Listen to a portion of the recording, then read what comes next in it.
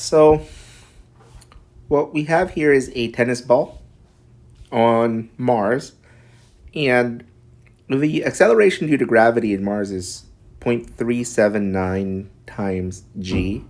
So another way of saying it is that the acceleration due to gravity on Mars is less than that of Earth. It's like almost 37.9% of what it is on Earth. And on Mars, a tennis ball is hit upwards into the atmosphere and then returns to the same level 8.5 seconds later. Let's draw the flight path for this thing. So here's the ball, and what happens is that it gets struck. It goes straight into the air and probably follows a path where it goes all as high as it can, and then after it gets as high as it can, it begins falling down all the way to where it began. And that whole flight path going up and then down was 8.5 seconds. So total time is 8.5 seconds. And in part A, what we want to know is how high above the original point the ball go. So when they say how high, they really mean this distance here, the highest from the start point to the highest point. How far did it go? Technically that's a y value, but I'm just gonna call it x for now. So it's the distance that it traveled from the beginning to the very tippy top of its path. And in part B, we need to know how fast it was moving just after being struck. So we need to know the instantaneous velocity exactly at that point when it started moving.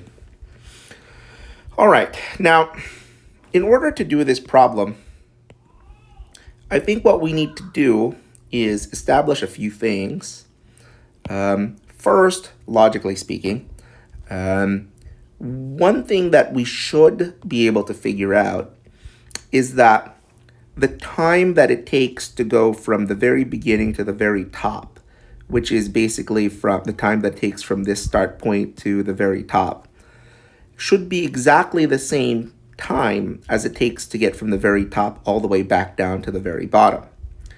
So what I mean by that is this path here where it starts here and then goes all the way up to the top should be half of this total time, and then the time from the very top to the very bottom should be the other half of the total time. So if we took 8.5 seconds and then we divided it in two, we'd get 4.25 seconds. And I think 4.25 is very important for us because 4.25 seconds is the time that it takes to get from the bottom to the top, and it's also the time that it takes to get from the very top to the bottom. And then added together, that adds up to a total time of 8.5 seconds. Now, why should it be the same going from the top, going upwards as it is downwards? It's just because it's a parabolic trajectory. That parabolic motion has symmetry in the sense that the path going up is very similar to the path going down, except they're the reverses of each other. But either way, if the first path takes a certain amount of time, and you just run that same path backwards, then the second path will have the same amount of time as the first path. So if the total time was 8.5 seconds, I think that half of that time should have been spent going up, and the other half of that time should have been spent going down. The other thing that I think we should realize is that we are trying to find the velocity that it had at the very beginning when it first started moving upwards. But as it starts moving upwards, that the gravity of Mars is actually pulling it downwards that entire time. And so it's slowing down as it's moving up. And it keeps on slowing down until, in fact, it stops moving, as in its velocity becomes zero. So by logic, we know that at the very tippy top of this, the velocity of this ball should be zero. And if I call the initial velocity v sub I and the final velocity here at the top v sub f, we can kind of use that to do some calculations. All right, now Let's make a list of kinematic equations that we know. So I'm going to put down 4 important ones that we always try to remember. The first one is that delta x is equal to v naught t plus 1/2 at squared. Another kinematic equation is vf squared is equal to v naught squared plus 2a delta x. And actually, I've been using knots for initial. Just to be consistent, I'm just going to change the knots into i's, so that way it's consistent with the way I've been labeling these other things. So delta x is equal to v initial times time. And then in here, vf squared is equal to v initial, oops, I still wrote that. V initial,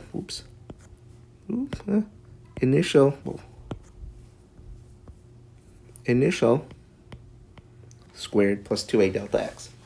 What else? The other formula that we know is that the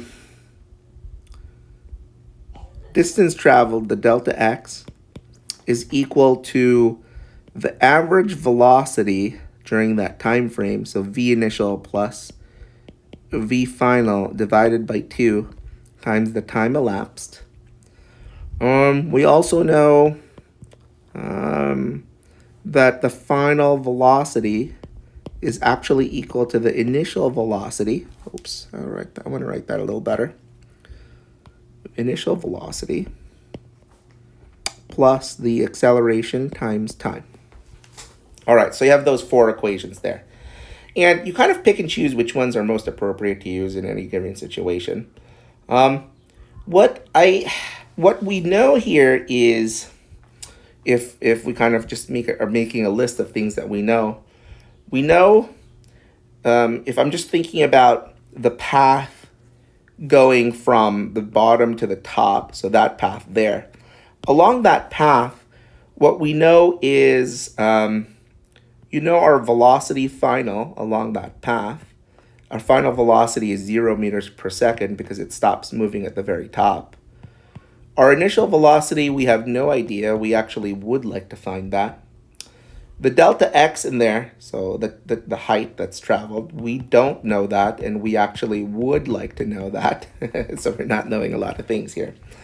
The time along that path is 4.25 seconds, so we know that time is equal to 4.25 seconds. So I'm just trying to gather a list of all the things that we know. And, if you take a look at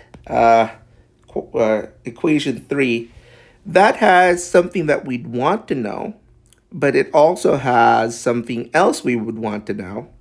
This we know it's 0, and this we know it's 4.25.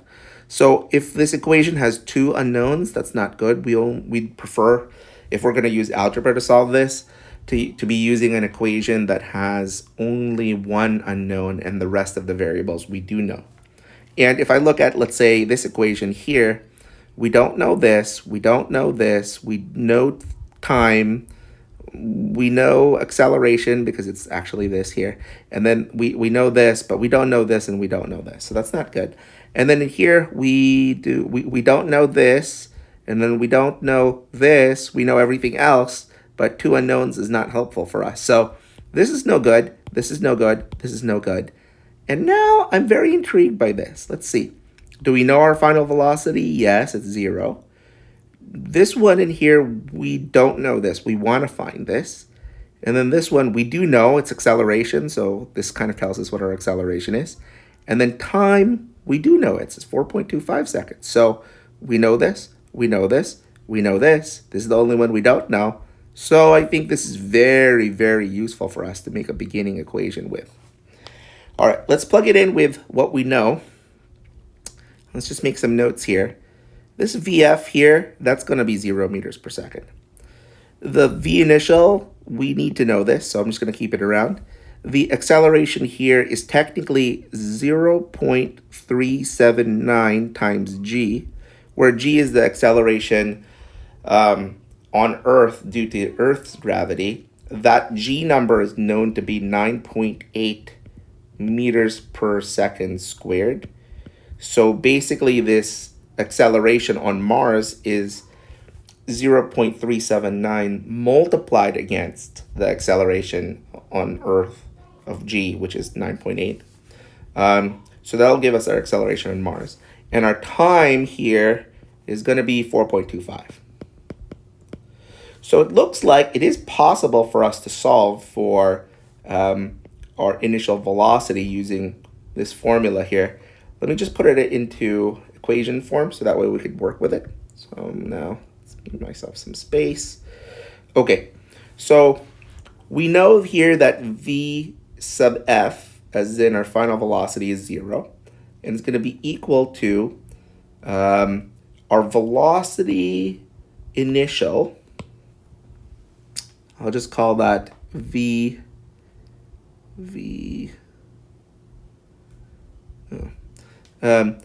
initial, and then it's going to be plus the acceleration. And the acceleration here, I'm writing it as 0.379 multiplied against 9.8. And I should be a little cautious here because I have to think, okay, what was positive and negative in my coordinate system? If the upwards direction is positive, then the downwards direction is negative. So if this is what I'm thinking, that the upwards direction is positive, then heading downwards would be, well, the negative direction. If I'm using this system in here of positive and negative, then the path of the ball upwards would be a positive path. But that also means that the acceleration would be headed downwards because it would be pointed towards, the ground itself, the ground of Mars itself. So what I'm trying to argue it is that if I'm using that system, I need to make sure that I type in a negative acceleration here because the acceleration is actually downwards. And if downwards is negative, then, well, I have a negative acceleration. So hopefully that makes sense. So I have this formula here. Oh, and I need times time. The time here was 4.25 seconds. Times 4.25 seconds. All right, so I have that. And notice that in order for me to solve this, I would basically have to take the term on the right side and move it to the left side. So I would, if I added that to both sides, I would get, now it would turn into a positive because I would just basically add it. So 0.379 times 9.8 and then times the time, which is 4.25.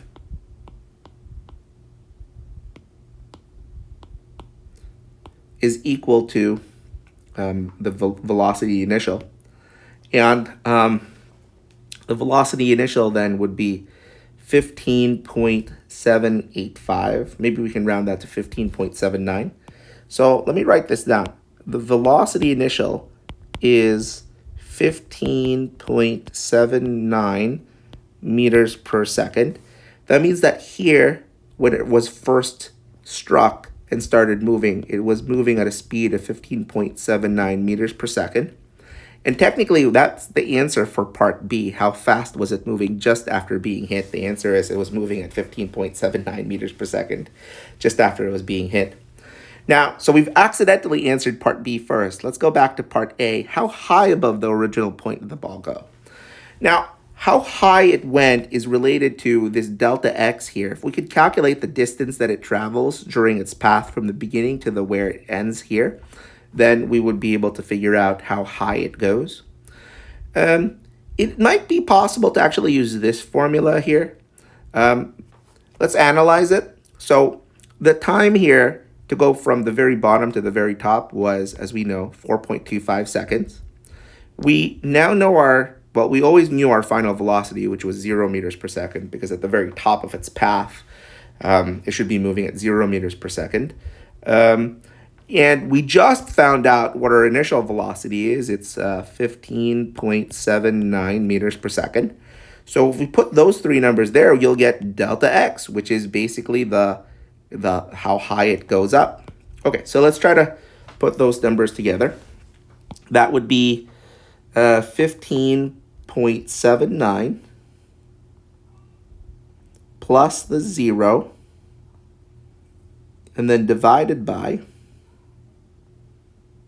2, then multiplied by the time, which was 4.25 seconds. So I get 33.55. That means that, can I round it? Yeah, I'll just round it to 33.55. That means that here, the height that it goes from the very bottom, the very start of its motion to the very top of its motion is 33.55 meters. So I'm going to just say that delta x here is 33.55 meters. That's the height. And then that's our answer for part A, which is how high above the original point did the ball go. Okay, so we've answered part A and part B in this problem.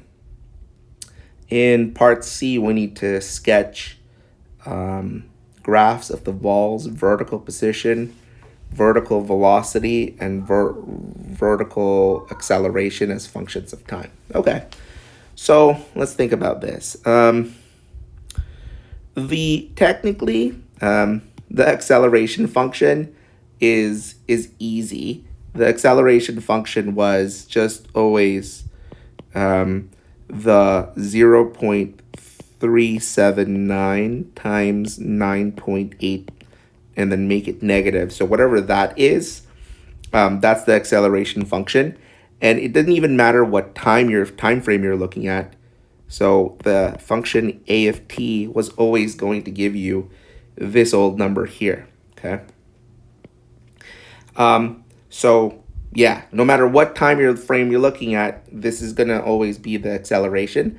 And the reason why the acceleration is constant is because the acceleration is determined by the gravitational field strength of Mars. So that's not affected by the ball's movement at all.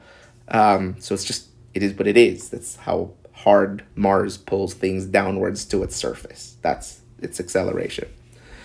The velocity function, how could we calculate the velocity function? Let's see. I think that the velocity function could be generated by using this formula here. See, this gives you an output velocity using these ingredients. And of course, the output velocity is dependent on the time frame. So we could call it, instead of v of f, we could call it v of t, as in velocity as a function of time, is equal to what? Your initial velocity, v sub I, plus the acceleration due to gravity, which was, I'll call it negative 0.379 times 9.8, and then times time. So this function is a function of time. And, I have that v sub I in there. What I'm going to do is I'm going to put in what we know about v sub I, which is that it is, it was 15.79. So now we have an actual equation that we could graph. And then what else did we need? Oh yeah, a position function. So let me just erase this and get myself some more space here. And then I'll just take this and see if I can move this.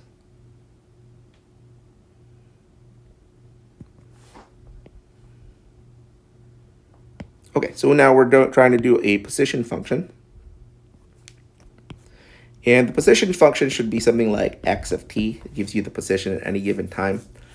I think we could use this guy here, because this tells you your delta x, which we could turn into your position as a function of time. And all we need is the input, your final velocity at any given time, divided by 2, and then times time. Here, our initial velocity would be 15.79, so 15.79. Our final velocity is actually going to be this entire function slapped in there, so it's plus, well, I'm going to copy it, 15.79 minus 0.379 times 9.8 t, and then it's all divided by 2. So I take this whole thing divided by 2, and then I multiply it by t. So I'll take this whole thing and multiply it by t. Whew, that gives us a very complicated position function. So let me see if I could write it here. X of t. And you could probably simplify it some more, but I'm just writing it out as we're figuring it out. T parentheses 15.79 plus open parentheses 15.79 minus 0.379 times 9.8 9.8 t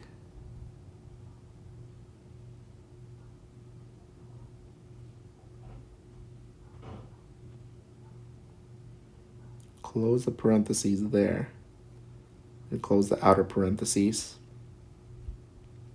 then divide by 2, like that. So that'll give me a position function, and then the velocity function would be v of t